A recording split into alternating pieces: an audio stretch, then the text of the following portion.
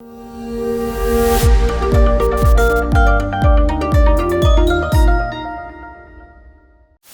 Moneyball really refers to is the fact that historically, teams have always relied on a small set of commonly used statistics to evaluate players. What happened in the early 2000s is someone by the name of Billy Beane came along for the Oakland A's, again, a small market team, and he was the general manager of the A's at the time. And he basically said, look, looking at the same high-level data that all teams have, there are new statistics that we can create. There are new ways to evaluate players.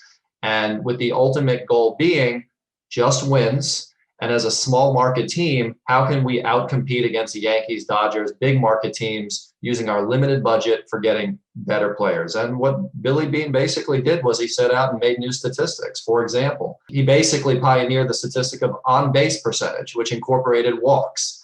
And, players don't really like walks because it doesn't speak to their abilities, but Billy Beane said for a team who's going out to get wins, a walk is the same thing. You get the player on base, you have a higher odds of getting a run out of it. So on base percentage, slugging percentage, he created all these new statistics, which he was able to use for the team to say, how can we find undervalued players? How can we get the best bang for the buck with our budget to outcompete against the Yankees and Dodgers of the world? And where this all went was it culminated in 2002.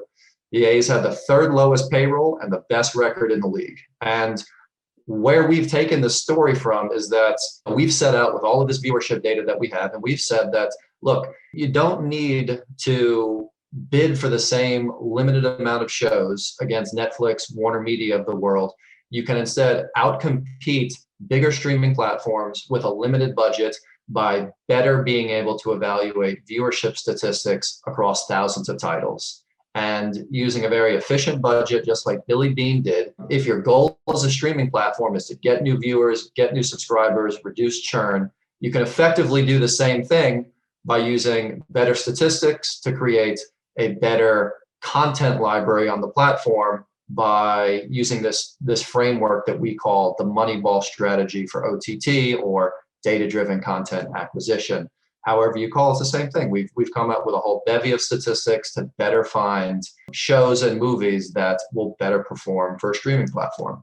So our data, we've been collecting viewership on streaming for about 5 years, and effectively any show or movie you can think of, we have viewership data on. From a numbers standpoint, it's about 180 million households around the world, so very much worldwide, and it's about 55,000 different unique TV shows and movies that we actually collect viewership data on. I know they're big numbers, but what it really boils down to is we have viewership data, streaming data on any major show, any under the radar show or movie you can think of.